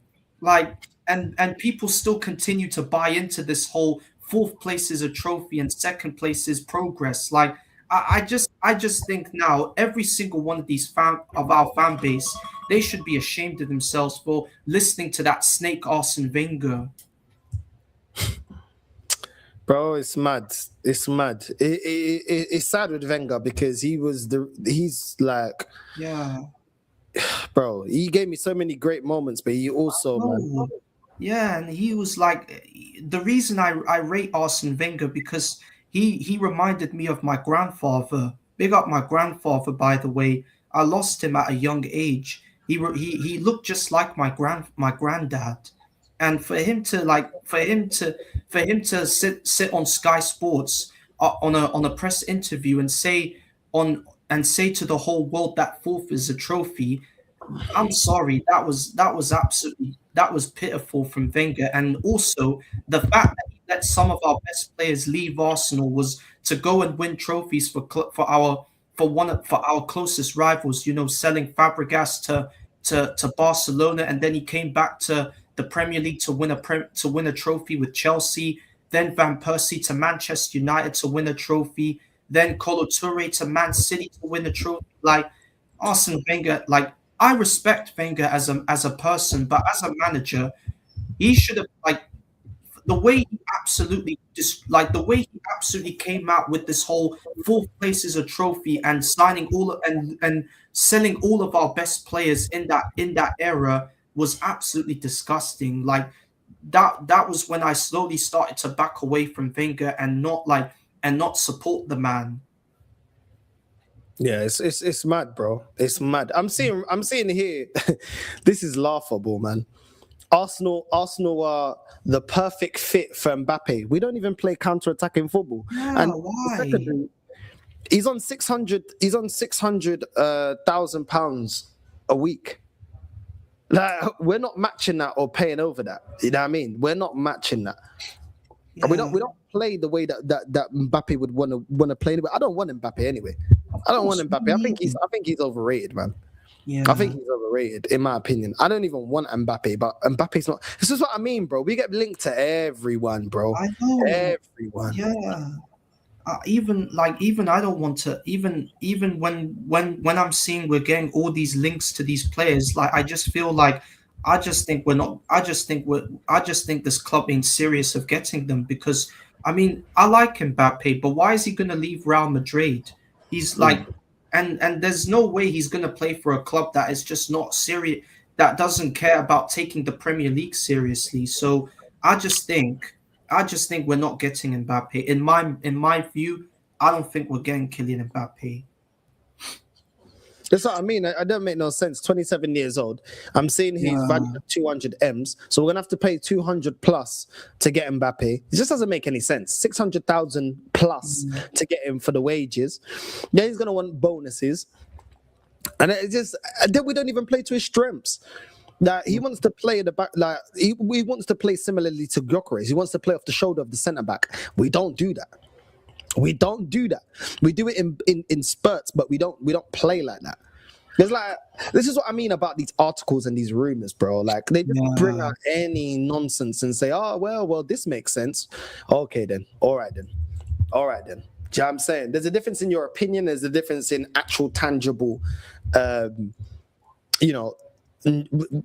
articles in actually reporting on things with substance, and that's what it is, man. It's all gossip, bro. Like football transfers for me has just turned like loose women, just gossip. The Oprah Winfrey, just gossip, everything gossip. Everyone's gossiping, like Wendy Williams. That's how I look on it now. It's just Wendy Williams. Back in the day, there'd be some evidence, there'd be some, a player met up with this agent, or a player, met up with so and so club representative at a hotel. Now it's just, well, Arsenal may want to bolster their striking attack force. Let's just link them with Mbappe. Let's just link them with Rodrigo. Let's just, word in the industry and all these other buzzwords that don't mean nothing, bro. It's all BS. Like, do you know what I mean? If they don't know, they don't know. Everybody now, there's so many so-called journalists, or not even just journalists, fans as well, that want to act like they know everything. Like, bro, you ain't got no links in the industry. You don't know what's going on. So if you're going to report on it, at least be genuine with it and say, listen, this is a rumor that's going around, and that's what it is. Or put a question mark. But these men are putting statements. You know what I mean? Pop Belly Babs coming out with Arsenal going to completely change. You know what I mean? How based on what? Like, based on what? On fickle reports that have no substance to it, that we're going to get Musiala. Come on, bro. Yeah. Yeah, I mean, at least put it as a question. Like, every time I've reported on rumors, I always put a question mark. I always make it seem like, listen, I don't think that, you know what I mean? There's nothing in it. I don't think it's going to happen. This has been spoken about. These men talk like it's going to happen. Like, these men just, I don't know, man. You know what I mean? I don't know. Like I said, I agree, Josh, man. I agree. Listen, the main thing we need to go and get this summer is a new manager. Yeah, and then and hearing that Enrique wants to leave, we should be going for Enrique. Of course, yeah. Let's not fumble the bag on getting Enrique the second time. Yeah. Do you know what I mean? It's literally a no-brainer. If reports are to be believed and he's leaving, it's a complete no-brainer. Even if Arteta wins me the league, go get Enrique. Yeah. Even if he wins me the league, go get Enrique. I don't care. Because he ain't winning me the Champions League. You know what I mean? I don't see him winning it back-to-back. If he does somehow win it. Do you know what I mean? But it is what it is, man. It is what it is, man. But listen, big up Macy. Big up to everyone that's locked in. You know what I'm saying? Big up, bro. And big up to everyone in the chat. And hold on, let me get onto this. North, when are you dropping a video on your new channel? I have recorded something. I'm waiting on Unks to edit it. Tomorrow, I am going to be doing another video. I'll be doing another video tomorrow to also for the second channel. And then once Unks has told me that he's edited it all, then he's able to upload it. So hopefully this week we can start getting some content out on that. Tomorrow I will be reviewing a restaurant. I already know which one I'm going to go to. But I've already reviewed a restaurant. It's a Peruvian restaurant. So we'll see if he puts that out. You know what I mean? Yamin's in that one. So we'll see if he can get it edited. Because I'm just doing, obviously, filming and whatever. And Unks is doing the editing. So I'll speak to Unks. Hopefully this week we'll start doing it. The thing is, we don't want to rush it. And the weather's been all over the place. The reason why there hasn't been a lot is because Barcelona, some days it's been raining, some days it's been like really dark, really early. The weather's, because we're not in the summer yet. Overall, it's been good, but then it gets dark like from 5, like it's already dark now and stuff like that. So that's the reason why the weather, like, it doesn't look good when the weather's all gloomy or raining. It's not the atmosphere to do those kind of reviews, restaurants, bars, and stuff like that. So content will be out. But it's an outdoor kind of, you know what I mean? So, yeah, man. Yeah, I'll let you guys know about that. But, yeah, that's when that will, hopefully this week, start next week. Hopefully we can start getting some content out and all of that. So, listen, big up to Macy every single time. Big up to everyone that's locked in. We're going to redirect now to football's 12th man, to Dan Potts. Big up to everyone locked in. Northside raid on the way in, and I'll see you lot later. We've got 2 more live streams. I'll see you lot later.